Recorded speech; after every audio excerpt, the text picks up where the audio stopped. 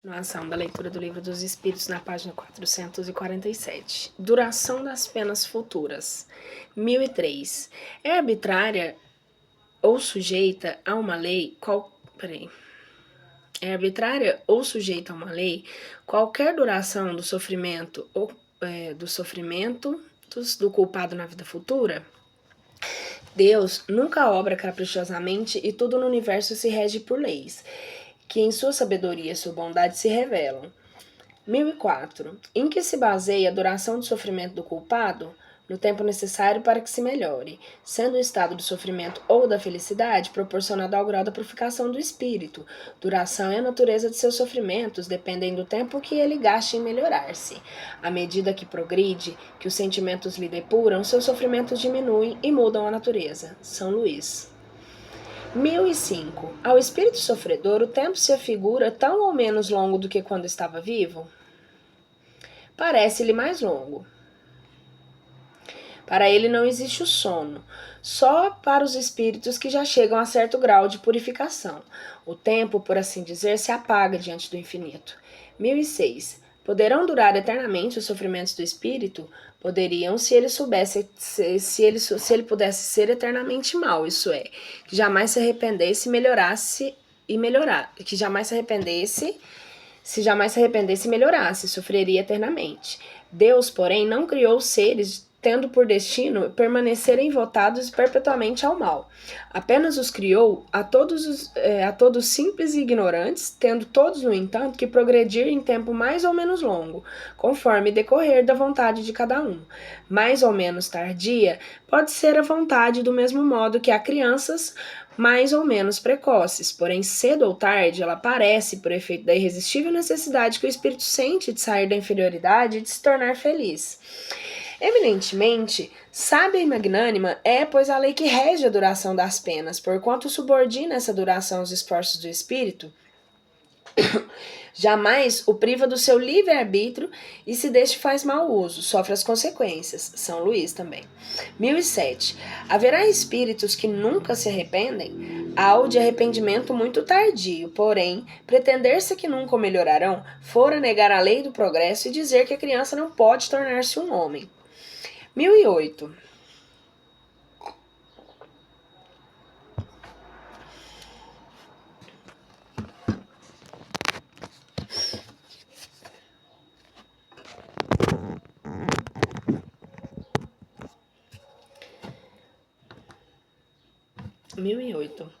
Depende sempre da vontade do espírito a duração das penas? Algumas não haverá que lhe sejam impostas por tempo determinado?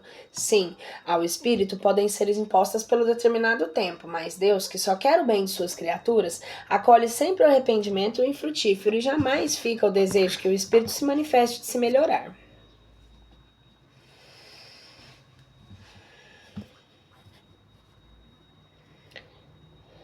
1009.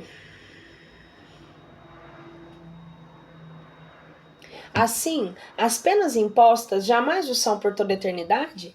Interrogai o vosso bom senso, a vossa razão, e perguntai-lhe se a condenação perpétua, motivada por alguns momentos de erro, não seria negação de bondade de Deus, que é, com efeito, a duração da vida ainda quanto de 100 anos em face de eternidade? Eternidade. Compreendereis bem essa palavra? Sofrimentos, torturas sem fim, sem esperanças, por causa de algumas faltas. O vosso juízo não repele semelhante ideia? Que os antigos tenham considerado o Senhor do Universo é um Deus terrível, cioso e vingativo, concebe-se. Na ignorância em que se achavam, atribuíram as divindades às paixões do homem. Esse, todavia, não é o Deus dos cristãos, que classifica como virtudes primordiais o amor a carecer das qualidades, cuja posse prescreve como um dever. Às suas criaturas não haverá contradição em se lhe atribuir a bondade infinita e a vingança também infinita? Dizeis que, acima de tudo, ele é justo e que o homem não lhe compreende a justiça, mas a justiça não exclui a bondade, e ele não seria bom se condenasse as eternas e horríveis penas a maioria das suas criaturas. Teria direito em fazer justiça a uma obrigação para os seus filhos, se lhes não desse meio de compreendê-la? Aliás, no fazer que a duração das penas dependa dos esforços do culpado e não toda a subjetividade da justiça unida à bondade, aí que se encontra a verdadeira dessa sentença. A verdade dessa sentença, perdão. A cada segundo as suas obras. Santo Agostinho. Aplicai-vos por todos os meios do vosso alcance em combater e aniquilar a ideia da eternidade das penas. Ideia blasfematória, blasfematória da justiça e da vontade de Deus, germen fecundo da incredulidade, do materialismo e da indiferença, que invadiram as massas humanas, desde que as inteligências começaram a desenvolver-se. O espírito, prestes a esclarecer-se, ou mesmo apenas desbastado, logo lhe aprendeu a monstruosa injustiça, sua razão a repele, e então é raro que não englobe, no mesmo repúdio, a pena que o revolta o Deus e a quem atribui. Daí, os males sem conta, que não hão desabado sobre nós, sobre vós, e aos quais vimos trazer remédio. Tanto mais fácil será a tarefa que vos apontarmos, quanto é certo a todas as autoridades que em se apoiam os defensores de tal crença. Evitaram todas pronunciar-se formalmente a respeito. Nem os concílios nem os pais da igreja resolveram essa grave questão. Muito embora, segundo os evangelistas e tomadas ao pé da letra, as palavras emblemáticas do Cristo ela tenha ameaçado os culpados com um fogo que não se extingue, com um fogo eterno. Absolutamente nada se encontra nas suas palavras capaz de provar que os haja condenado eternamente. Pobres ovelhas desgarradas, aprendei a ver e aproximar-se de vós o bom pastor, que longe de vos banir para todo sempre a sua presença, vem pessoalmente ao vosso encontro para vos reconduzir a aprisco. Filhos pródigos, deixai o vosso voluntário exílio, encaminhai nossos passos para a morada paterna. O Pai vos estende os braços e está sempre pronto a festejar o vosso regresso ao seio da família. Lamenais. Guerras de palavras. Ainda não basta o sangue que tendes feito correr. Será ainda preciso que se reacendam as fogueiras? Discutem sobre as palavras, eternidade das penas, eternidade dos castigos, e ignorais que o que hoje entendeis por eternidade não é o que os antigos entendiam e designavam por esse termo?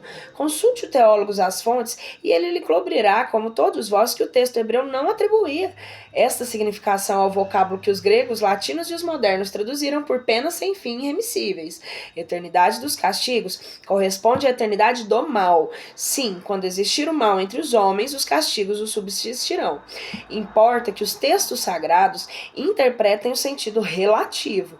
A eternidade das penas, pois é relativa, não absoluta. Chegue o dia em que todos os homens, pelo arrependimento, se revistam da única inocência e desse dia deixará de haver gemidos e ranger de dentes. Limitadas tendes, é certo que a vossa razão humana, porém, por tal como a tendes, ela é uma dádiva de Deus.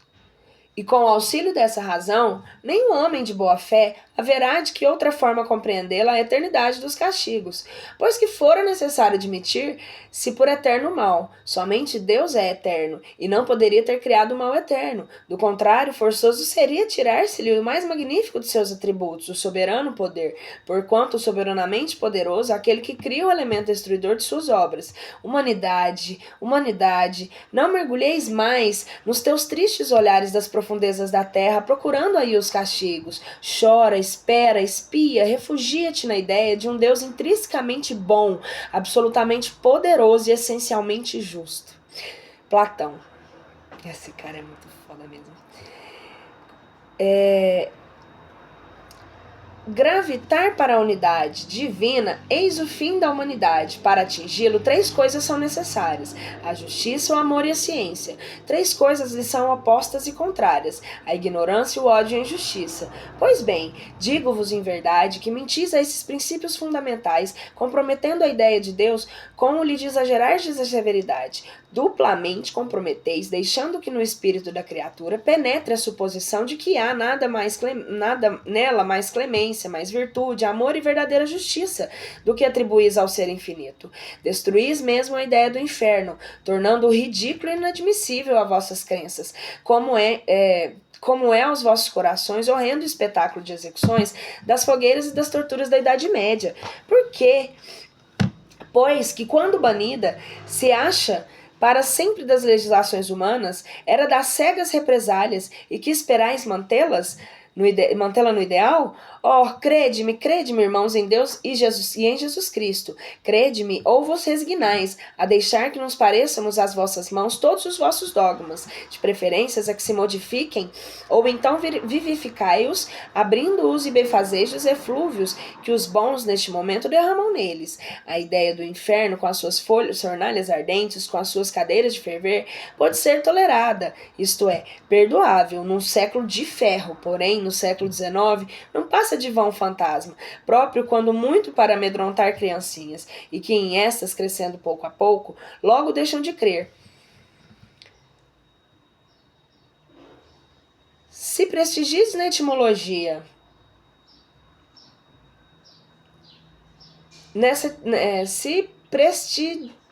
persistirdes nesta mitologia aterradora, por isso que eu tenho que ler mais devagar, engendrareis a incredulidade. Vamos ver o que é isso aqui, que até nem eu não entendi agora. Originais, arquitetar. Engrenar, né, seria a incredulidade, mãe de toda desorganização social. Tremo, entrevendo toda uma ordem social abalada a ruir sobre os seus fundamentos por falta da sanção penal. Homens de fé ardente e viva, vanguardeiros do dia da luz, mãos à obra, não para manter fábulas que envelheçam e se desacreditam, mas para revivificar a verdadeira sanção penal, sob formas condizentes com os vossos costumes, os vossos sentimentos e as luzes da vossa época. Quem é, com efeito, o culpado? É aquele que, por um desvio, um falso movimento da alma, se afasta do objetivo da criação, que consiste no culto harmonioso do belo, do bem, idealizados pelo arquétipo humano, pelo homem, Deus e por Jesus Cristo. O que é o castigo? A consequência natural, derivada desse falso movimento, uma certa soma de dores necessárias a desgostá-lo da sua deformidade para a experimentação do sofrimento. O castigo é o aguilhão que estimula a alma, pela amargura, e se dobrar sobre si mesma, a buscar o porto da salvação.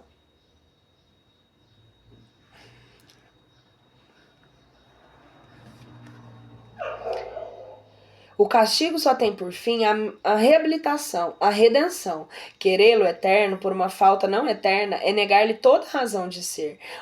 Em verdade vos digo, cessai de pôr em paralelo, na sua eternidade, o bem é a essência do Criador com o mal, essência da criatura. For uma criatura, uma penalidade injustificável. Afirmai o contrário, o abrandamento gradual dos castigos e das penas pelas transmigrações, e consagreis a unidade divina, tendo unidos o sentimento e a razão. Paulo, apóstolo. Com o atrativo de recompensas e o temor de castigos, procura-se estimular o homem para o bem e desviá-lo do mal. Se esses castigos, porém, não lhe são apresentados de forma que a sua razão se recuse a admiti-los, nenhuma influência terão sobre ele. Longe disso, rejeitará tudo, a forma e o fundo. Se, ao contrário, lhe apresentarem o futuro de maneira lógica, ele não o repelirá. O Espiritismo lhe dá essa explicação. A doutrina da eternidade das penas, em sentido absoluto, faço entre Supremo e um Deus implacável. Seria lógico dizer-se de um soberano que é muito bom, muito magnânimo, muito indulgente, que só quer a felicidade dos que o cercam, mas ao mesmo tempo é cioso, vingativo e inflexível rigor que pune com castigo extremo as 3/4 dos seus súditos, por uma ofensa ou uma infração das suas leis, mesmo quando praticada pelos que não a conheciam. Não haveria aí contradição? Ora, pode ser Deus menos bom do que seria um homem? Outra contradição, pois que Deus tudo sabe, sabia ao criar a alma se esta vida a falir ou não. Ela, pois desde a sua formação, foi destinada à desgraça eterna. Será isso possível? Racional?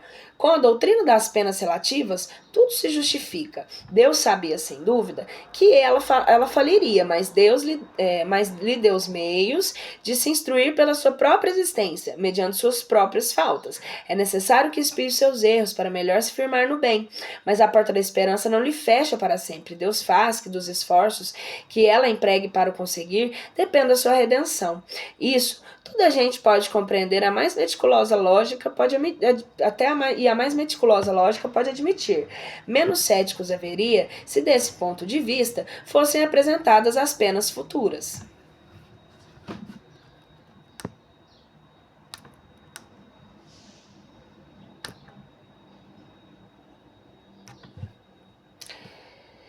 Na linguagem vulgar, a palavra eterno é muitas vezes empregada figuradamente para resignar uma coisa de longa duração, cujo termo não se prevê, embora saiba muito bem do que esse termo existe. Dizemos, por exemplo, os gelos eternos das altas montanhas, dos polos, embora saibamos de um lado que o mundo físico pode ter fim, e de outro lado que o estado das regiões pode mudar pelo deslocamento normal do eixo da Terra, ou por um cataclismo. Assim, nesse caso, o vocábulo eterno não quer dizer perpétuo ao infinito. Quando sofremos de uma enfermidade duradoura, dizemos que o nosso mal é eterno, que há, pois, de admirar que os espíritos que sofrem há anos, há séculos e milênios mesmo, assim também se exprimam. Não esqueçamos principalmente que, não lhes permitindo a sua inferioridade divisar o ponto extremo do caminho, creem que terão de sofrer sempre, que lhes é uma punição. Ademais, a doutrina do fogo material... Esqueci. Foi mal. Ademais... Ai, vou até ter que voltar aqui. Empolguei.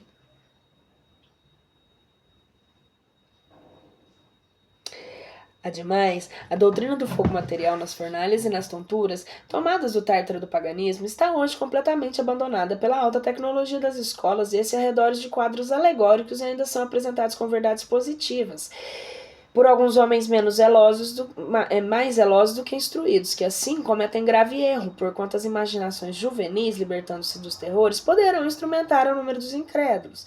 A teologia reconhece hoje que a palavra fogo é usada figuradamente e que se deve entender como significado fogo moral. Os que têm acompanhado como nós as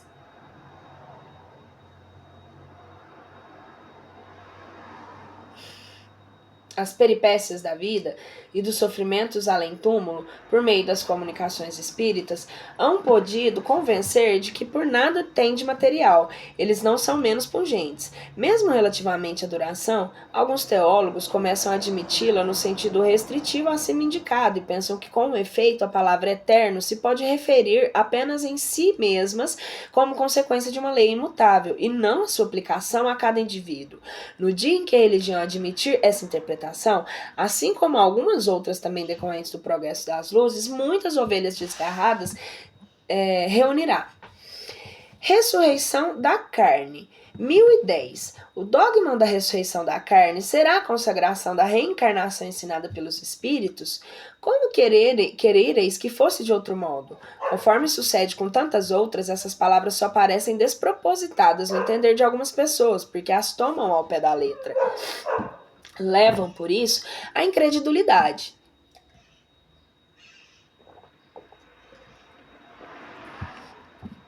Dai-lhes uma interpretação lógica, e os que chamais livre-pensadores admitirão sem dificuldades, precisamente pela razão de que refletem. Porque não vos enganeis, esses livres pensadores, o que mais pedem e desejam é crer. Têm, como os outros, ou talvez mais que os outros, a sede do futuro, mas não podem admitir que a ciência desmente. A doutrina da pluralidade das existências é conforme com a justiça de Deus. Só ela explica o que, sem ela é inexplicável. Como a vez de pretender que o seu princípio não estivesse na própria religião? 1011. Assim, pelo dogma da ressurreição da carne, a própria igreja ensina a doutrina da reencarnação. De vez em quando dá umas emboladas, mas é evidente. Ademais, essa doutrina decorre de muitas que têm passado despercebidas e que dentro em pouco se compreenderão nesse sentido. Reconhecer-se-á em breve que o Espiritismo ressalta a cada passo do texto mesmo das Escrituras Sagradas. Os espíritos, portanto, não vêm subverter a religião, como alguns o pretendem. Vêm, ao contrário, confirmá-la, sancioná-la por provas irrecusáveis. Como, porém, são chegados a tempos não mais empregarem linguagem figurada, eles se exprimem sem alegorias e dão às coisas sentido claro e preciso que não possa estar sujeito a qualquer interpretação falsa. Eis porque daqui a algum tempo, muito maior será do que é hoje o número de pessoas sinceramente religiosas e crentes. São Luís. Efetivamente, a ciência demonstra a impossibilidade da ressurreição. Segundo a ideia vulgar, se os desejos do corpo humano se conservassem homogêneos, embora dispersos e reduzidos a pó, ainda conceberia que pudessem reunir-se em dado momento. As coisas, porém, não se passam assim. O corpo é formado de elementos diversos: o oxigênio, hidrogênio, azoto, carbono e etc. Pela decomposição, esses elementos se dispersam, mas para servir à formação de novos corpos, de tal sorte que uma mesma molécula de carbono, por exemplo, terá entrado na composição de muitos milhares de corpos diferentes. Falamos unicamente dos corpos humanos, sem ter em conta os dos animais, que um indivíduo tem talvez em seu corpo moléculas que já pertenceram a homens de primitivas idades do mundo, e que essas moléculas orgânicas que absorveis nos alimentos provêm possivelmente do corpo de tal outro indivíduo que conhecestes e assim por diante. Existindo com quantidade definida a matéria e sendo indefinidas as suas combinações, como poderia cada um daqueles corpos reconstituir-se sem com os mesmos elementos? Há aí a impossibilidade material, racionalmente, pois não se pode admitir a ressurreição da carne, senão como uma figura simbólica, como o fenômeno da reencarnação. E então, nada mais que a BR da razão que esteja em contradição com os dados da ciência. É exato que, em segundo o dogma, essa ressurreição será no fim dos tempos, e se dará ao passo que, segundo a doutrina espírita, ocorre todos os dias. Nesse quadro do julgamento final, não haverá uma grande e bela imagem a ocultar sobre o véu a alegoria, uma dessas verdades imutáveis, em presença das quais deixará de haver céticos desde que lhe seja restituída a verdadeira significação. Dignem-se de meditar a teoria espírita sobre o fruto das almas, sobre a sorte que lhes cabe, por efeito de diferentes provas que lhes cumpre sofrer, e verão que, exceção feita à simultaneidade, o juízo que as condena ou absolve não é uma ficção, como o pensam os incrédulos. Notemos mais que aquela teoria é consequência natural da pluralidade dos mundos, hoje imperfeitamente admitida, enquanto, segundo a doutrina do juízo final, a Terra passa por ser o único mundo habitado. Paraíso, Inferno e Purgatório. 1012. Haverá no universo lugares circunscritos para as penas e gozos dos espíritos segundo merecimentos? Já respondemos a essa pergunta. As penas e os gozos são inerentes aos graus de perfeição dos espíritos. Cada um tira de si mesmo o princípio da sua felicidade ou de sua desgraça. E como eles estão em toda parte, nenhum lugar circunscrito ou fechado existe especialmente destinado a uma ou outra coisa. Quanto aos encarnados, esses são mais ou menos felizes ou desgraçados, conforme é mais ou menos adiantado o mundo em que habitam. De acordo, então, com o que vim de dizer, o inferno e o paraíso não existem, tais como o homem imagina, são simples alegorias. Por toda a parte há espíritos ditosos e inditosos. Entretanto, conforme também já dissemos, os espíritos de uma mesma ordem se reúnem por simpatia, mas podem reunir-se de onde queiram, quando são perfeitos. A localização absoluta das regiões das penas e das recompensas só na imaginação do homem existe, provém da sua tendência a materializar e circunscrever as coisas, cuja essência infinita não lhe é possível compreender. –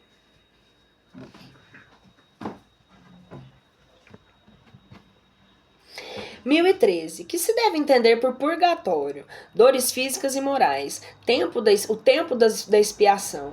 Quase sempre na terra é o que fazeis o vosso purgatório, e que Deus vos obriga a expiar as vossas faltas. O que o homem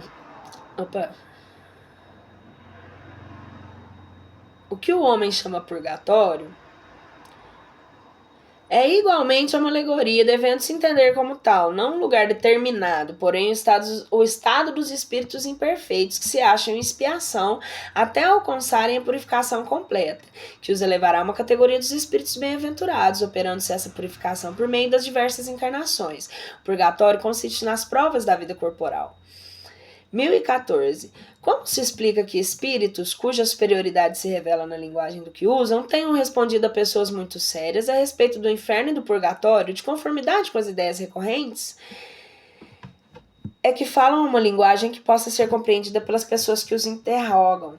Quando estas se mostram imbuídas de certas ideias, elas evitam chocá-las muito bruscamente, a fim de lhes ferir convicções. Se um espírito dissesse a um muçulmano, sem precauções oratórias, que Maomé não foi profeta, seria muito mal acolhido. Concebe-se assim que procedam os espíritos que nos querem instruir? Como, porém, se explica que, interrogados acerca da situação em que se achavam, alguns espíritos tenham respondido que sofriam as torturas do inferno e do purgatório? Quando são inferiores e ainda não são completamente desmaterializados, os espíritos conservam uma parte de suas ideias terrenas e, para dar as suas impressões, se servem dos termos que lhes são familiares. Acham-se num meio que só imperfeitamente lhes permite sondar o futuro. Essa é a causa de alguns espíritos errantes ou recém-desencarnados falarem como que fariam se estivessem encarnados. Inferno pode se traduzir por uma vida de provações extremamente dolorosas, com a incerteza de haver outra melhor. Purgatório, por uma vida também de provações, mas com a consciência de melhor futuro. Quando experimentam a grande dor, não costumas dizer que sofres como um danado? Tudo isso são apenas palavras sempre ditas, sem sentido figurado. 1015. Que se deve entender por uma alma a penar? Uma alma errante e sofredora, incerta de seu futuro, a qual podeis proporcionar o alívio de muitas vezes solícita, vindo a comunicar-se convosco. Em que sentido deve-se entender a palavra céu? 1016. Julgas que seja um lugar como os campos de exílios dos antigos, dos Elíseos antigos, onde todos os bons espíritos estão promiscuamente aglomerados, sem outra preocupação aqui de gozar pela eternidade toda de uma felicidade passiva. Não há espaço universal, são os planetas, as estrelas e todos os mundos superiores, de onde os espíritos gozam plenamente das suas faculdades, sem as tribulações da vida material, nem as angústias peculiares da inferioridade. 1017. Alguns espíritos disseram estar habitando o quinto céus. Que queiram dizer com isso?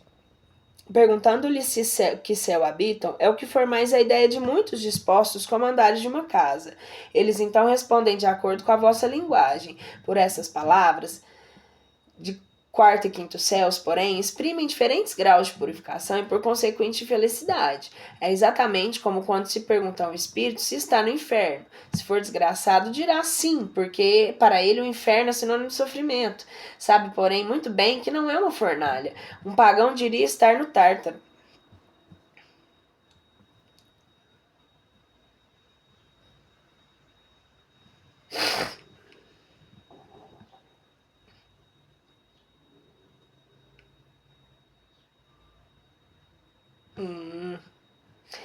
O mesmo ocorre com outras expressões análogas, tais como cidade das flores, cidades dos eleitos, primeira, segunda ou terceira esfera, etc. Apenas são alegorias usadas por alguns espíritos que, como figuras de algumas vezes,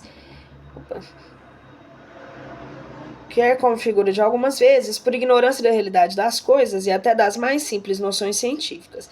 De acordo com as ideias restritas que se fazia outrora dos lugares das penas de recompensas, e sobretudo de acordo com a opinião de que a Terra era o centro do universo e de que o firmamento formava uma abóbada, que havia uma região de estrelas, o céu era situado no alto e o inferno embaixo. Daí as expressões subir ao céu, estar no mais alto dos céus, ser precipitado no inferno. Hoje, que a ciência demonstrou ser a Terra apenas entre tantos milhões de outros dos menores mundos, sem importância especial.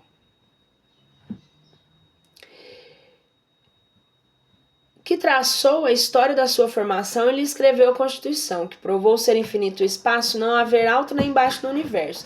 Teve-se que renunciar e situar o céu acima das nuvens e o inferno nos lugares inferiores. Ao purgatório, nenhum lugar lhe fora designado. Estava reservado ao espírito dar de tudo isso a explicação mais racional, mais grandiosa e, ao mesmo tempo, mais consoladora para a humanidade.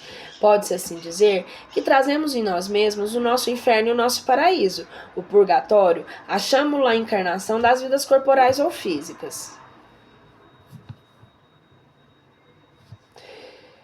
1018.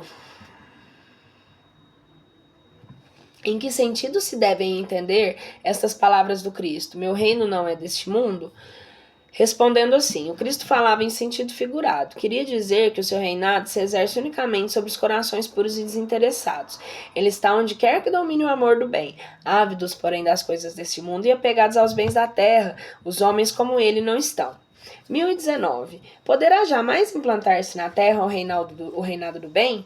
O bem reinará na terra quando entre os espíritos que a vêm habitar há bons predominarem, porque então farão que aí reinem o amor e a justiça, fonte do bem e da felicidade, por meio dos progressos moral e praticando as leis de Deus é que o homem atrairá para a terra bons espíritos e dela afastará os maus. Estes, porém, não a deixarão senão quando daí não estejam banidos o orgulho e o egoísmo. Predita foi a transformação da humanidade, e vos avizinhais o momento em que se dará, o momento cuja chegada apressam-se todos os homens que auxiliam o progresso. Essa transformação se verificará por meio da encarnação de espíritos melhores, que constituirão na Terra uma geração nova. Então, os espíritos dos maus, que a morte vai ceifando dia a dia, todos que tentem deter a marcha das coisas serão daí excluídos, pois que viriam a estar deslocados entre os homens de bem, cuja felicidade perturbariam.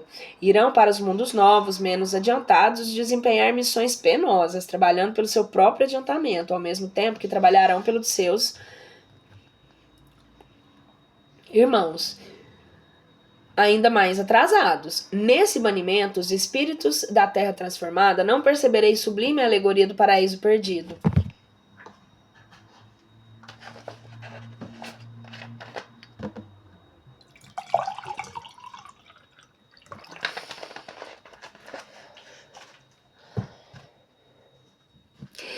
E na vinda do homem para a terra, em semelhantes condições, trazendo em si o germen de suas paixões e vestígios da sua inferioridade primitiva, não descobris a não menos sublime alegoria do pecado original? Considerando deste ponto de vista, o pecado original se prende à natureza ainda imperfeita do homem, que assim só é responsável por si mesmo, pelas suas próprias faltas e não pela de seus pais. Todos vós, homens de fé e de boa vontade, trabalhar, portanto, com ânimo e zelo, na grande obra da regeneração, que colhereis pelo cêntuplo o grão que houverdes semeado. Ais que os que fecham os olhos à luz, preparam para si os mesmos longos séculos de trevas e decepções. Ai dos que fazem dos bens deste mundo a fonte de todas as suas alegrias. Terão que sofrer privações, muito mais numerosas do que os gozos que desfrutaram. Ai, sobretudo, dos egoístas. Não acharão quem os ajude a carregar o fardo de suas misérias. São Luís. Conclusão. Estamos chegando ao final do nosso livro. Maravilhoso. E assim que terminamos a coletânea de todos esses livros, nós vamos começar a esmiuçá-los. Conclusão. Quem de magnetismo terrestre apenas conhecesse o brinquedo dos patinhos imantados que sobre a atração do ímã se movimentam em todas as direções de uma bacia com água, dificilmente poderia compreender que ali está o segredo do mecanismo do universo e da marcha dos mundos. O mesmo se dá com quem do espiritismo apenas conhece o movimento das mesas, no qual só se vê um divertimento, um passatempo, sem compreender que esse fenômeno tão simples e vulgar que a antiguidade e até povos semi-selvagens conheceram, possa ter ligação com as mais graves questões de ordem social. Efetivamente, para o observador superficial, que relação pode ter com a moral e o futuro da humanidade uma mesa que se move? Quem quer, porém, que reflita, lembrará que de uma simples panela a ferver e cuja tampa se erguia continuamente, o fato que também ocorre despede toda a antiguidade, saiu o possante motor com que o homem transpõe o espaço e suprime as distâncias. Pois bem, sabeis vós que não credes senão no que pertence ao mundo material, que nessa mesa que gira e vos faz sorrir desdenhosamente, sai uma ciência assim como a solução de problemas que nenhuma filosofia pudera ainda resolver.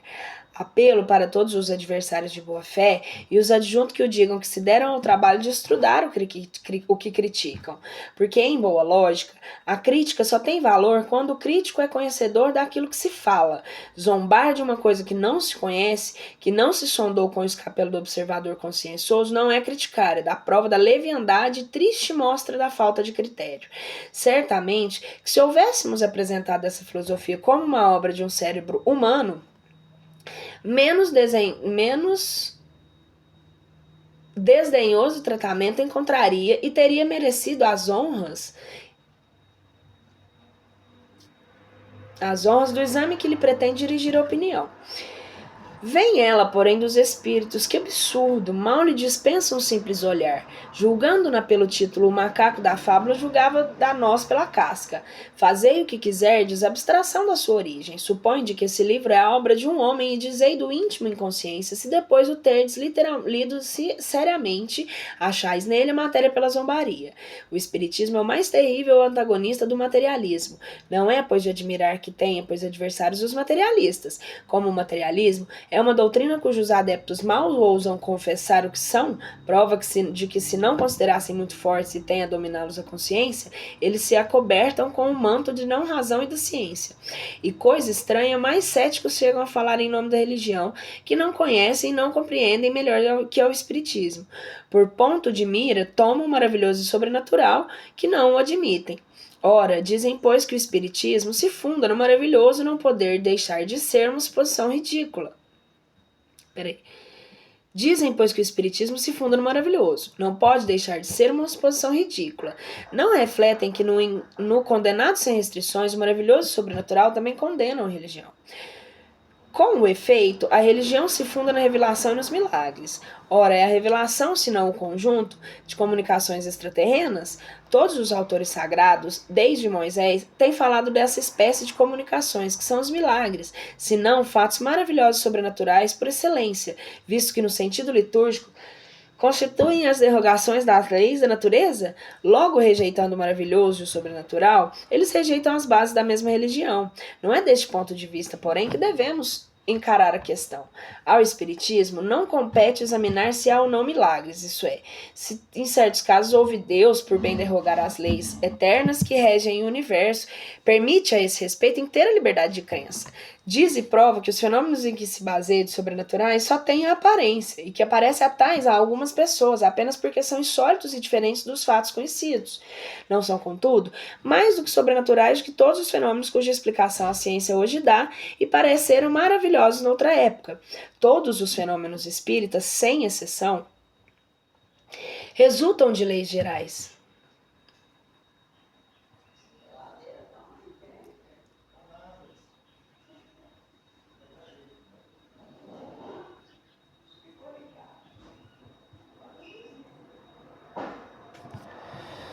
Nossa, peraí. Revelam-nos uma das forças da natureza, força desconhecida, ou por melhor dizer, incompreendida até agora, mas que a observação demonstra estar na ordem das coisas. Assim, pois, o espiritismo se apoia menos no maravilhoso e no sobrenatural do que na própria religião. Consequentemente, os que atacam por esse lado mostram que não o conhecem, ainda quando fossem os maiores sábios. Lhe diríamos, se a vossa ciência, que vos instruiu em tantas coisas, não vos ensinou que o domínio da natureza é infinito, sois apenas meio sábios. Dizeis que desejais curar o vosso século de uma mania que ameaça invadir o mundo. Preferíreis que o mundo fosse invadido pela incredulidade que procurais propagar?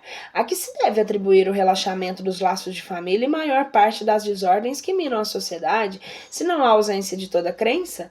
Demonstrando a existência e a imortalidade da alma, o espírito reaviva a fé no futuro, levanta os ânimos abatidos, faz suportar com resignação as vicissitudes da vida. Ousaríeis chamar isto um mal? Duas doutrinas se defrontam, uma que nega o futuro, outra que lhe proclama a prova da existência, uma que nada explica, outra que explica tudo, e que por isso mesmo se dirige à razão, uma que a sanção é do egoísmo, outra que oferece a base da justiça, a caridade e o amor ao próximo. A primeira somente mostra o presente e aniquila toda a esperança, a segunda consola e desvenda o vasto campo do futuro. Qual a mais perniciosa? Algumas pessoas, dentre as mais céticas, se fazem apóstolos de fraternidade e de progresso, mas a fraternidade pressupõe desinteresse e abnegação da personalidade, onde a verdadeira fraternidade o orgulho é uma anomalia. Com que direito impondes um sacrifício àquele que dizeis que com a morte tudo se lhe acabará, que amanhã talvez ele não será mais do que uma velha máquina desmantelada e atirada ao noturno? Que razões terá ele para impor a si mesmo uma privação qualquer? Não será mais natural que trate de viver o melhor possível durante os breves instantes que lhe concedeis? Daí aí o desejo de possuir muito para melhor gozar. Do desejo nasce a inveja dos que possuem mais, e dessa inveja a vontade de apoderar-se. do que a esses pertence, o passo é curto. Que é o que detém? A lei, porém, não abrange todos os casos. Direi que a consciência, o sentimento do dever, mas em que baseais o sentimento do dever? Terá a razão de ser esse sentimento? Terá razão de ser esse sentimento de par com a crença de que tudo acaba com a vida? Onde essa crença exista, uma só máxima é racional, cada um por si, não passando de vãs palavras as ideias de fraternidade, consciência de dever e de humildade, mesmo de progresso. Ó, vós que proclamais semelhantes doutrinas, não sabeis quão grande é o mal que fazeis à sociedade, de quantos crimes assumis a responsabilidade.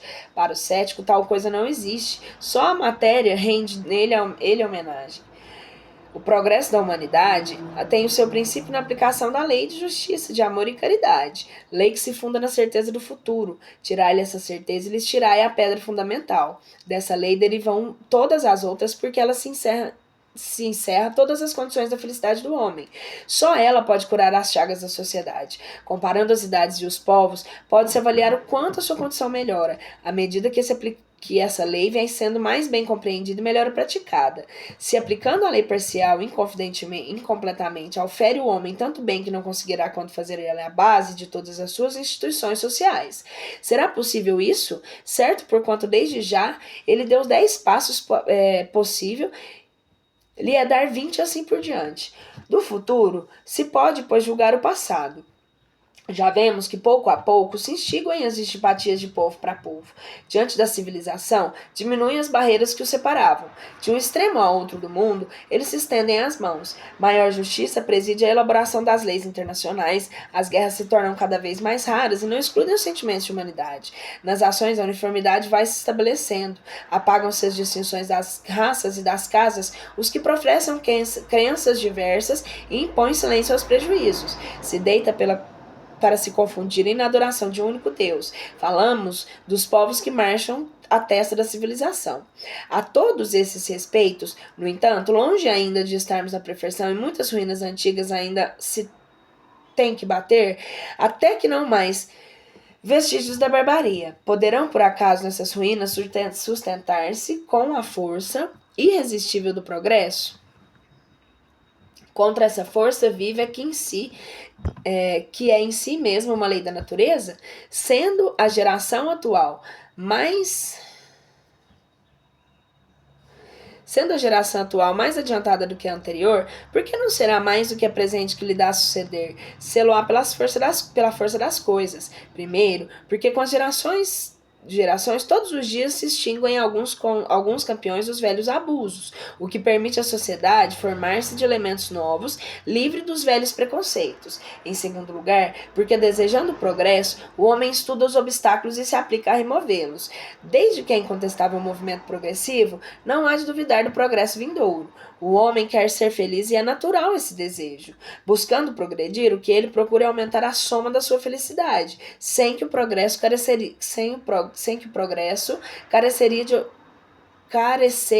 de objeto. Em que consistiria para ele o progresso se não lhe devesse melhorar a posição?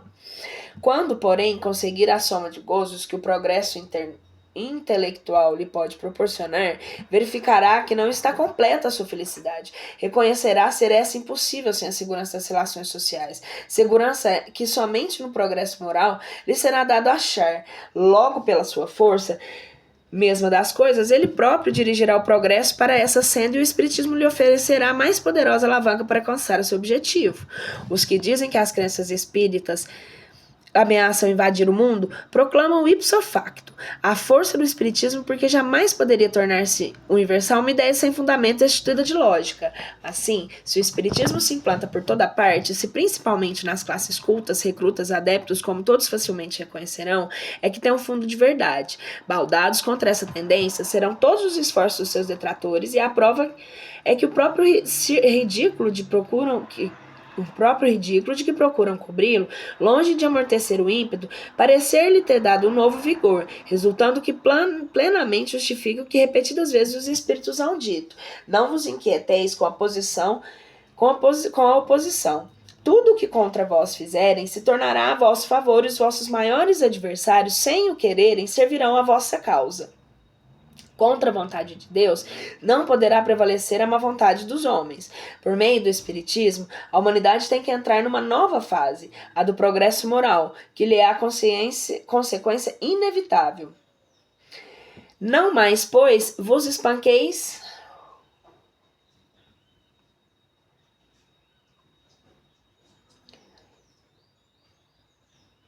da rapidez com que as ideias espíritas se propagam. A causa dessa celeridade resiste na satisfação dos que trazem a todos os que se aprofundam e nelas veem alguma coisa mais do que fútil passatempo. Ora, como cada um que, acima de tudo, quer que sua felicidade, não há nada de surpreendente em que cada um se apegue a uma ideia que faz os idosos os que a esposam. 3 períodos distintos apresentam o desenvolvimento dessas ideias. Primeiro, o da curiosidade que a singularidade dos fenômenos produzidos desperta. Segundo, o do raciocínio e da filosofia. Terceiro, o da aplicação e das consequências. O período da curiosidade passou. A curiosidade dura pouco. Uma vez satisfeita, muda de objeto. O mesmo não acontece com o que desafia a meditação séria e o raciocínio. Começou o segundo período, o terceiro virá inevitavelmente. O espiritismo progrediu principalmente depois que foi sendo mais bem compreendido na sua essência íntima, depois que lhe perceberam o alcance, porque tange a corda mais sensível do homem, a da sua felicidade, mesmo neste mundo. Aí a causa da sua propagação, o segredo da força que o fará triunfar. Enquanto a sua influência não atinge as massas, ele vai felicitando os que o compreendem. Mesmo que nenhum fenômeno não tenha testemunhado, dizem a parte desses fenômenos. A filosofia, o que me explica que nenhuma outra me havia explicado. Nela, encontro por meio unicamente do raciocínio uma solução racional para os problemas que o mais alto grau interessam ao meu futuro. Ela me dá calma, firmeza, confiança, livra-me do tormento e da incerteza. Ao lado de tudo isso, secundária se torna a questão dos fatos materiais. Quereis vós todos que o atacais um meio de combatê-la com êxito? Aqui o tendes, substituí-o por alguma coisa melhor. Indicai a solução mais filosófica para todas as questões que ele resolveu. Dai ao homem outra certeza que o faça mais feliz. Porém, compreendei bem o alcance dessa palavra, certeza, porquanto o homem não aceita como certo, senão o que lhe parece lógico. Não vos contenteis em dizer isso não é assim. Demasiado fácil e semelhante afirmativa. Provai não por negação, mas por fatos, que isso não é real, nunca o foi e não pode ser. Se não é, dizei o que é, em seu lugar. Provai, finalmente, que as consequências do espiritismo não são tornar melhor o homem, e, portanto, mais feliz pela prática da mais pura moral evangélica, moral a que se tecem muitos louvores.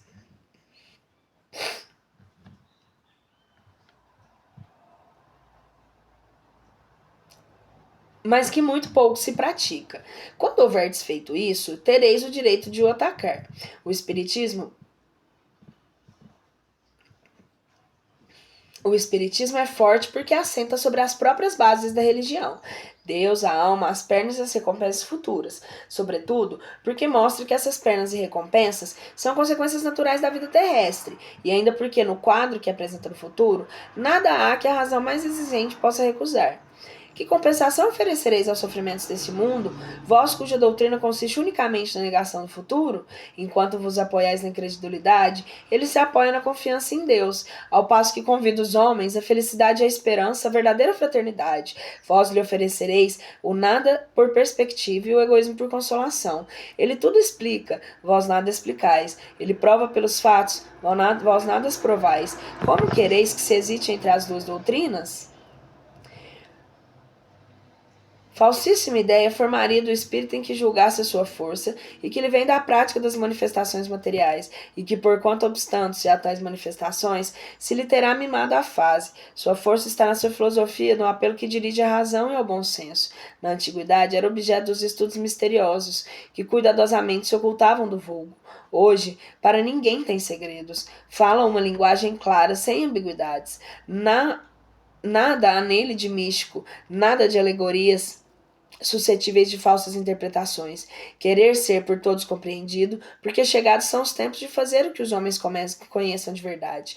Longe de se opor à difusão da luz, deseja-a para todo mundo, não reclama da crença cega, quer que o homem saiba porque crê, apoiando-se na razão será sempre mais forte do que os que se apoiam no nada. Os obstáculos que tentassem oferecer a liberdade das manifestações poderiam lhe pôr fim? Não, porque produziriam um efeito de todas as perseguições, o de excitar a curiosidade e o desejo de conhecer o que foi proibido.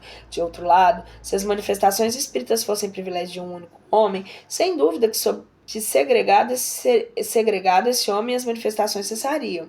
Infelizmente, para os seus adversários, eles estão ao alcance de toda a gente e todos elas recorrem, desde o mais pequenino até o mais graduado, desde o palácio até a mansarda. Poderão proibir que sejam obtidos em público. Sabe-se, porém, precisamente, que em público não é onde melhor se dão e sim na intimidade.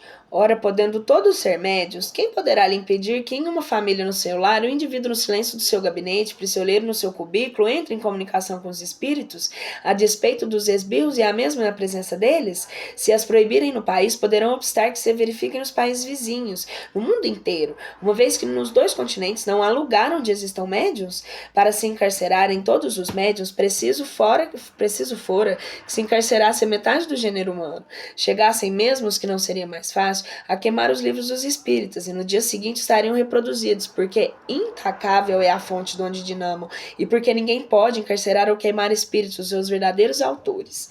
O espiritismo não é obra de um homem, ninguém pode vincular com o seu criador, pois tão antigo é ele quanto a criação. Encontramo-lo por toda parte, em todas as religiões, principalmente na religião católica, aí como autoridade que em todas as outras, porquanto nela se depara o princípio tudo o que há nele, os espíritos em todos os graus de elevação, suas relações ocultas e ostensivas com os homens, os anjos guardiães, a reencarnação, a emancipação da alma durante a vida, a dupla vista, todos os gêneros de manifestações, as aparições até as aparições tangíveis. Quanto aos demônios, esses não são senão maus espíritos, e salvo a crença de que aqueles que foram destinados a permanecer perpetuamente no mal, ao passo que a senda do progresso se conserva aberta aos segundos, e não há entre uns e outros mais do que simples diferença de nomes. Que faz a moderna ciência espírita? Reúne em um corpo de doutrina o que estava esparso.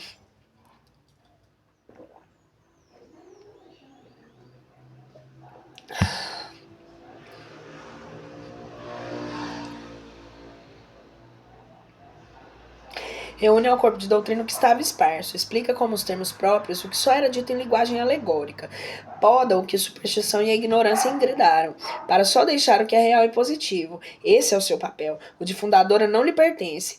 Mostra o que existe, coordena, porém não cria. Por isso, suas bases são de todos os tempos e todos os lugares. Quem, pois, ousaria considerar-se bastante forte para abafá-la, com sarcasmos ou ainda com perseguições? Se a proscreverem de um lado, renasça de outras partes, no próprio terreno de onde tenham banido, porque nela está a natureza e ao homem não é dado em que aniquilar uma força da natureza e nem opor veto aos decretos de Deus.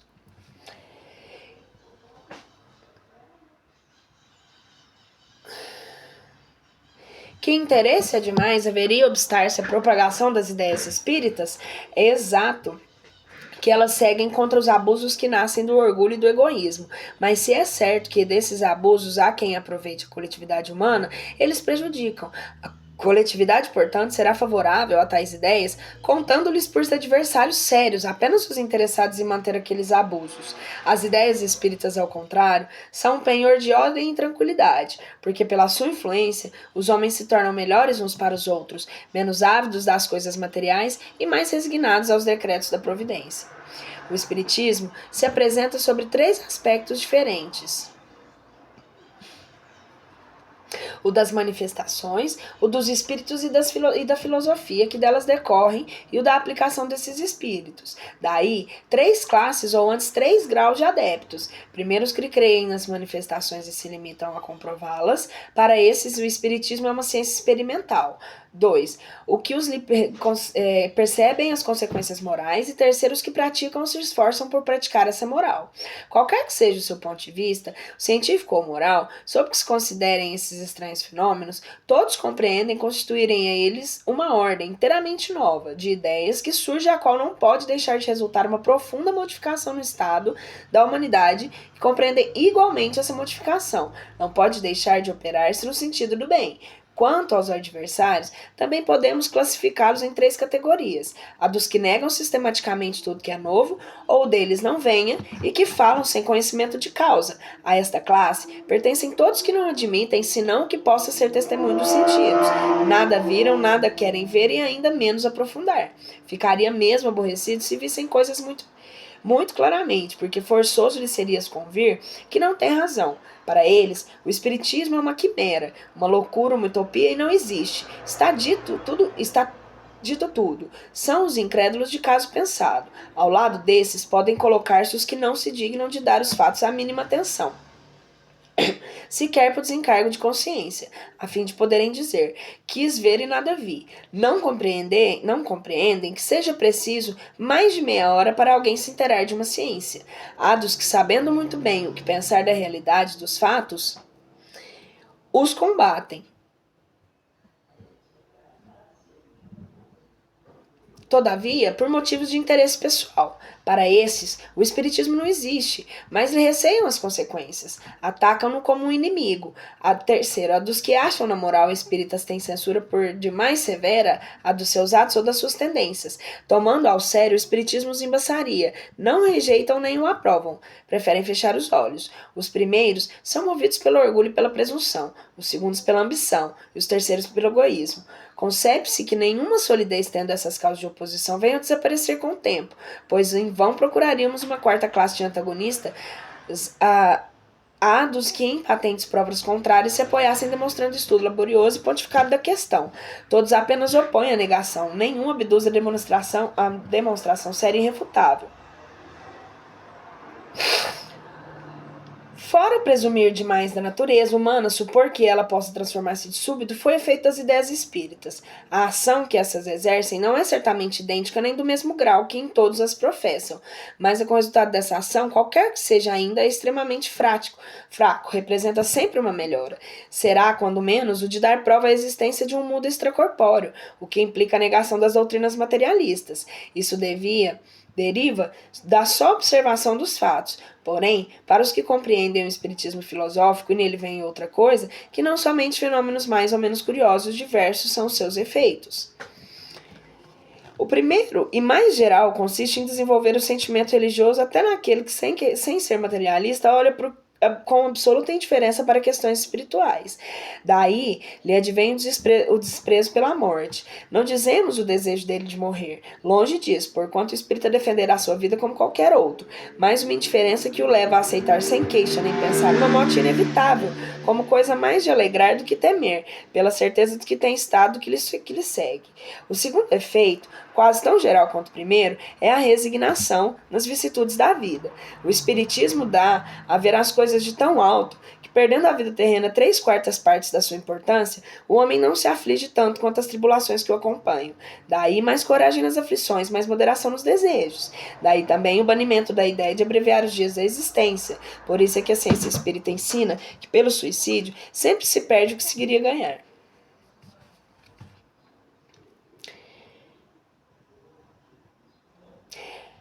A certeza de um futuro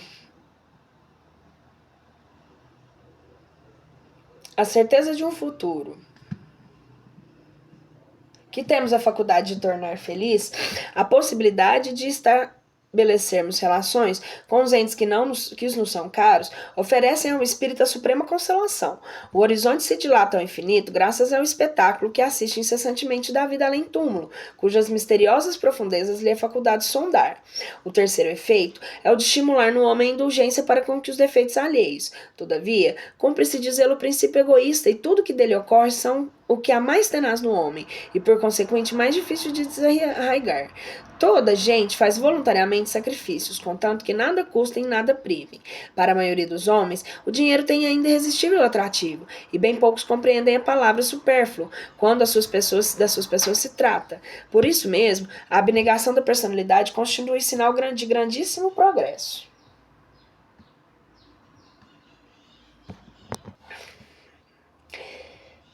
Pergunta a algumas pessoas: ensinam os espíritos qualquer moral nova, qualquer coisa superior ao que diz Cristo?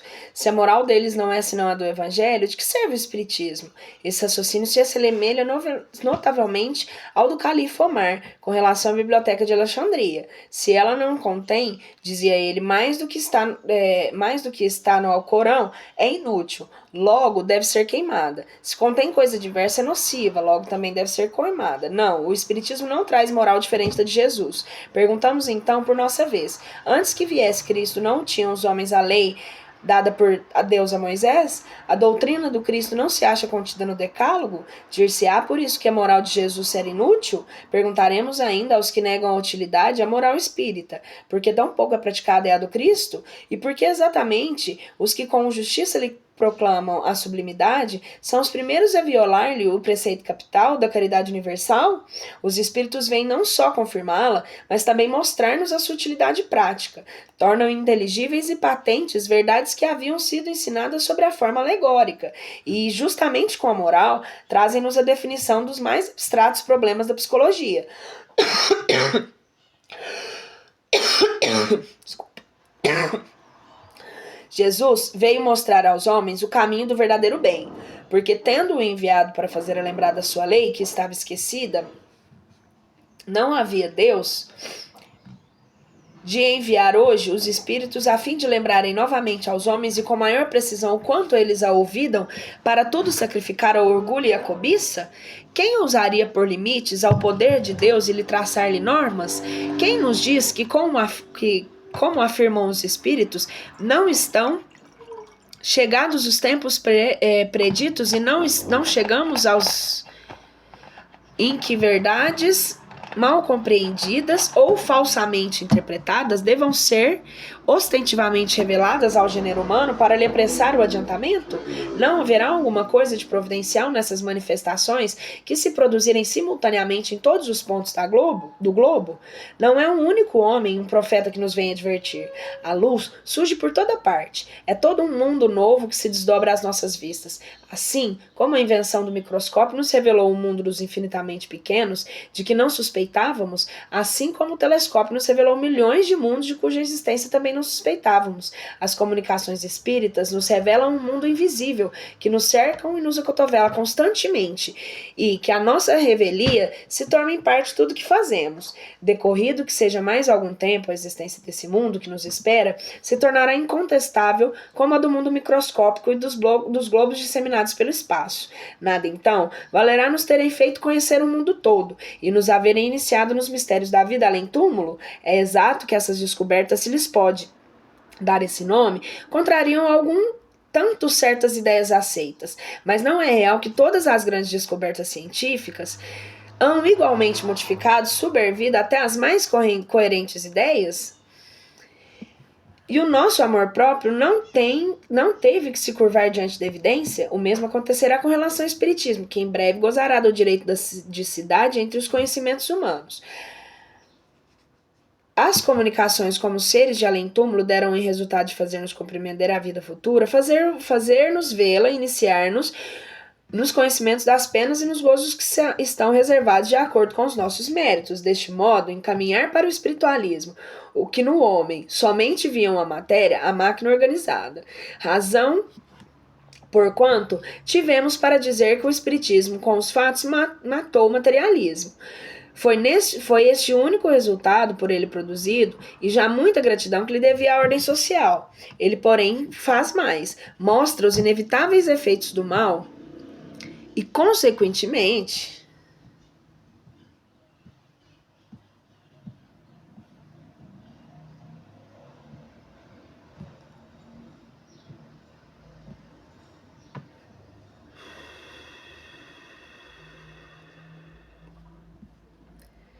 a necessidade do bem.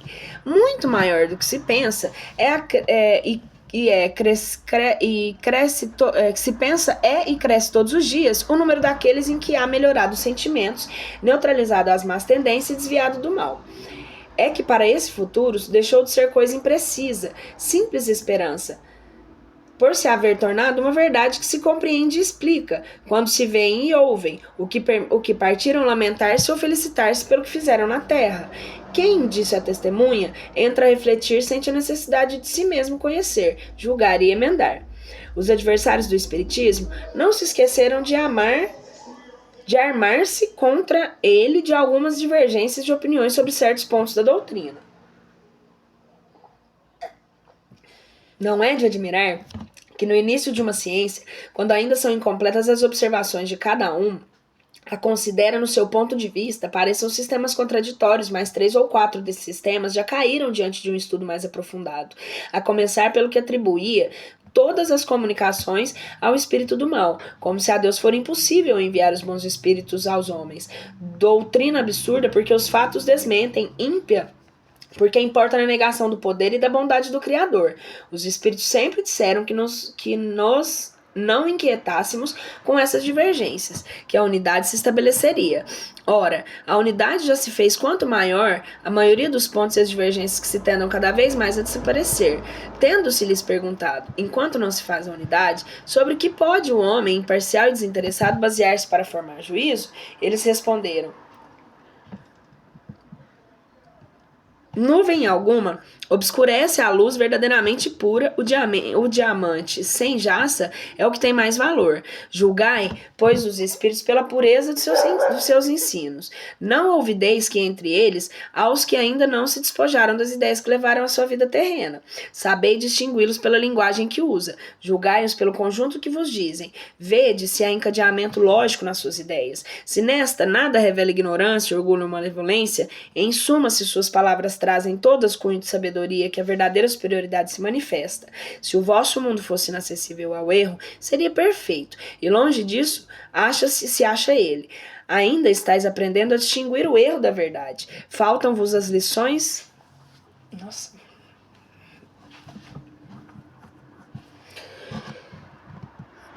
da experiência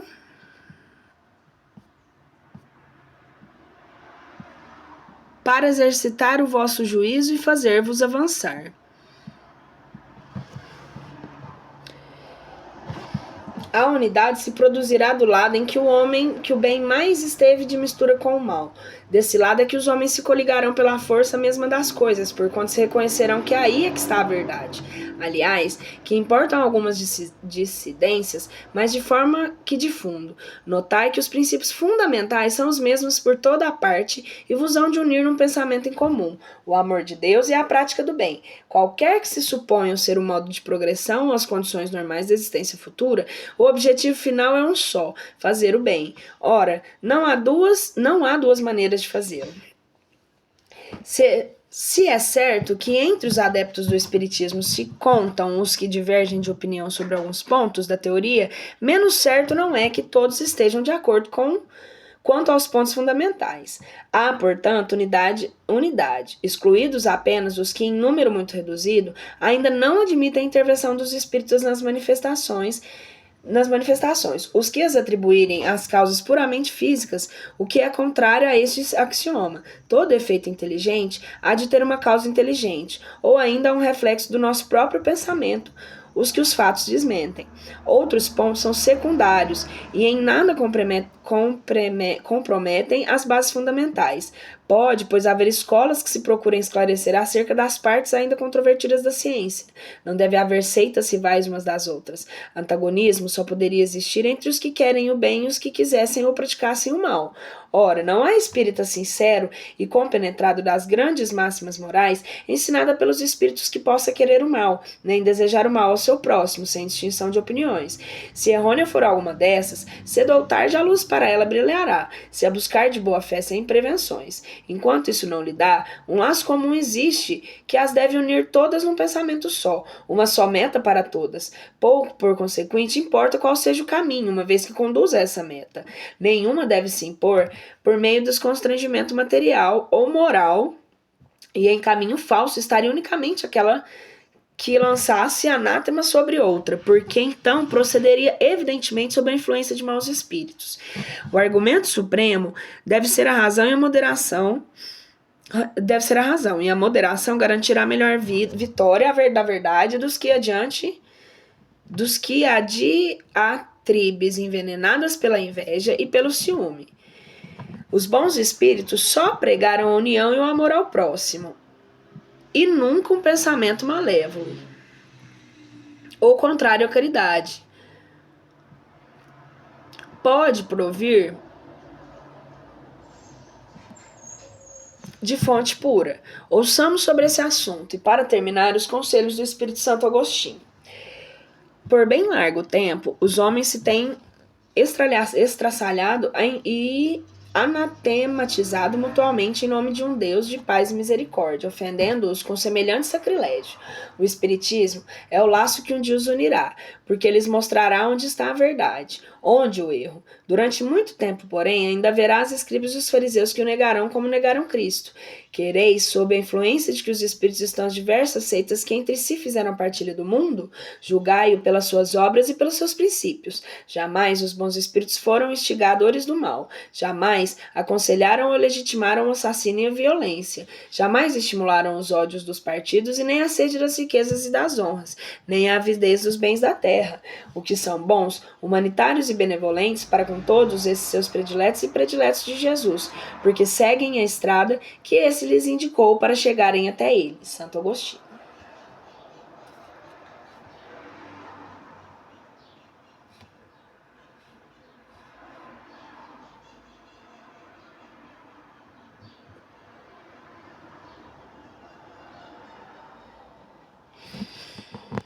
Nota explicativa. Hoje creem em sua fé inabalável porque assenta na evidência e na demonstração e porque satisfaz a razão. Tal é a fé dos espíritas e a prova de sua força que se esforçam para tornarem melhores, domarem suas inclinações, mas, porém as práticas máximas do Cristo, olhando todos os homens como irmãos, sem acepção de raças, de castas e nem de seitas, perdoando aos seus inimigos e retribuindo o mal com o bem, a exemplo do divino modelo. A investigação rigorosamente racional e científica de fatos que revelam a comunicação dos homens com espíritos realizada por Allan Kardec resultou na reestruturação da doutrina espírita, sistematizada sobre os aspectos científicos, filosóficos e religiosos. A partir de 1854 até o seu falecimento em 1869, seu trabalho foi constituído de 5 obras básicas. Após a sua morte, foi editado o livro de obras póstumas. O estudo meticuloso e isento dessas obras permite-nos extrair conclusões básicas. Todos os seres humanos são espíritos imortais, criados por Deus em igualdade de condições, sujeitos às mesmas leis naturais de progresso que levam a todos gradativamente à perfeição. O progresso ocorre através de sucessivas experiências em inúmeras reencarnações, vivenciando necessariamente todos os segmentos sociais. A única forma de o espírito acumular o aprendizado necessário ao seu desenvolvimento. C. No período entre as reencarnações, o espírito permanece no mundo espiritual, podendo comunicar-se com os homens. O progresso obedece às leis morais ensinadas e vivenciadas por Jesus, nosso guia e modelo, referência para todos os homens que desejam desenvolver-se de forma consciente e voluntária. Em diversos pontos de sua obra, o codificador se refere aos espíritos encarnados em tribos incultas e selvagens, então existentes em algumas regiões do planeta e que, em contato com os outros polos de civilização, vinham sofrendo inúmeras transformações, muitas como evidente benefício para os seus membros, decorrentes do progresso geral ao qual estão sujeitas todas as etnias, independente da coloração da sua pele. Na época de Allan Kardec, as ideias frenológicas de Gall e as da fisiognomia de Lavater eram aceitas por eminentes de homens da ciência, assim como provocou enorme agitação nos meios de comunicação e junto à intelectualidade e à população geral, a publicação em 1859, 2 anos depois do lançamento de O Livro Espírita, do livro sobre a evolução das espécies de Charles Darwin, com as naturais incorreções e incompreensões que toda ciência nova apresentava. Ademais, a crença que os traços da fisionomia revelam o caráter da pessoa que é muito antiga, pretendendo-se haver aparentes relações entre o físico e o aspecto muito antigo. Aspecto moral. O codificador não concordava com diversos aspectos apresentados por essas assim chamadas ciências. Desse modo, procurou avaliar as conclusões desses eminentes pesquisadores à luz da revelação dos espíritos, trazendo ao debate elemento espiritual com fator decisivo e no equacionamento das questões da diversidade e da desigualdade humanas. Allan Kardec encontrou nos princípios da doutrina espírita explicações que apontam para leis sábias e supremas, razão pela qual afirmou que o espiritismo permite resolver milhares de problemas históricos, arqueológicos, antropológicos e teológicos, psicológicos, morais, sociais, etc. Revista Espírita. De fato, as leis universais do amor, da caridade e da imortalidade da alma, da reencarnação e da reevolução constituem novos parâmetros para a compreensão do desenvolvimento dos grupos humanos nas diversas regiões do orbe. Essa compreensão das leis divinas permite a Allan Kardec afirmar que o corpo deriva do corpo, mas o espírito não procede do espírito. Entre os descendentes das raças há apenas consanguinidade. O espiritismo restituído ao espírito seu verdadeiro papel na criação, constatando a superioridade na inteligência sobre a matéria, faz com que desapareçam naturalmente todas as distinções estabelecidas entre os homens, conforme as vantagens corporais e mundanas sobre as quais só o orgulho fundou as castas e estúpidos preconceitos de cor.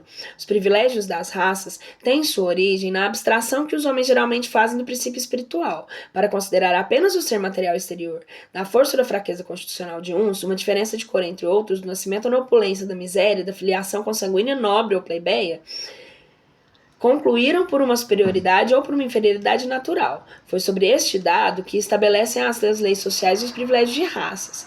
Deste ponto de vista circunscrito, são consequentes consigo mesmos, portanto não considerados senão da vida material, certas classes parecem pertencer e realmente pertencem a raças diferentes, mas se tornar no seu ponto de vista ser espiritual do ser essencial e progressivo, numa palavra do espírito pré-existente, sobrevivente a tudo cujo corpo não passa de um invólucro temporário e variando com a roupa, de forma e de cor. Se além disso, de estudo dos seres espirituais, ressalta a prova de que esses seres são de natureza e de origem idênticas, e que o seu destino é o mesmo, que todos partem do mesmo ponto e tendem para o mesmo objetivo, que a vida corporal não passa de um incidente de uma das fases da vida do espírito, necessário seu adiantamento intelectual e moral, que em vista com esse avanço, o espírito pede sucessivamente revestir envoltórios diversos e nascer em posições diferentes. Chega-se à consequência da capital da igualdade da natureza e a partir daí igualdade dos direitos sociais de todas as criaturas humanas e a abolição dos privilégios de raças. Eis que o ensino espiritismo, vós que negais a existência do espírito para considerar apenas o homem corporal, a perpetuidade do ser inteligente, para só encarar a vida presente, repudiais um único princípio sobre o qual é fundada, com a razão e igualdade dos direitos que reclamais para vós mesmos e para vossos semelhantes.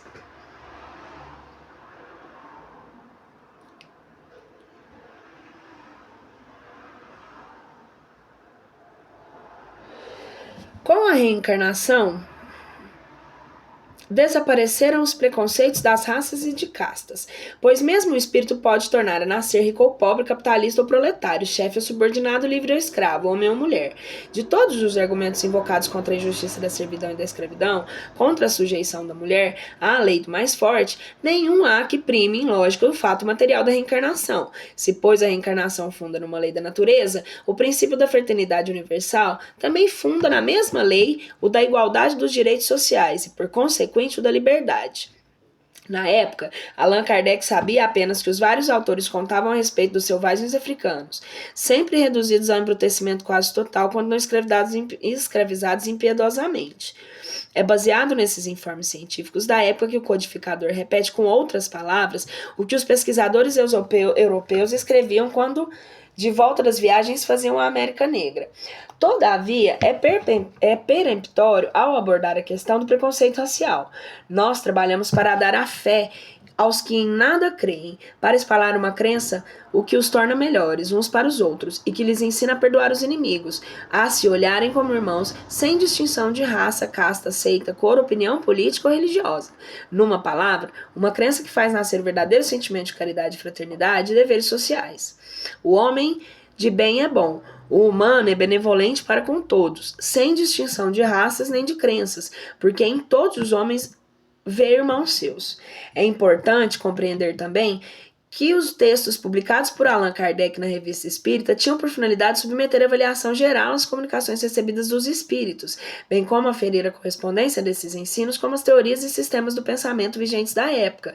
Em nota ao capítulo 11, o item 43 do livro A Gênese, o codificador explica essa metodologia.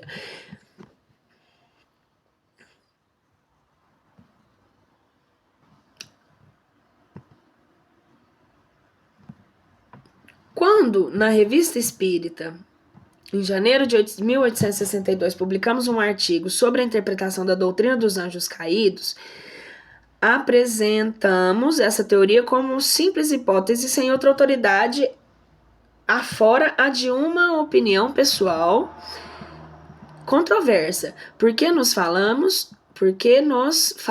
então faltavam então elementos bastantes para uma afirmação peremptória.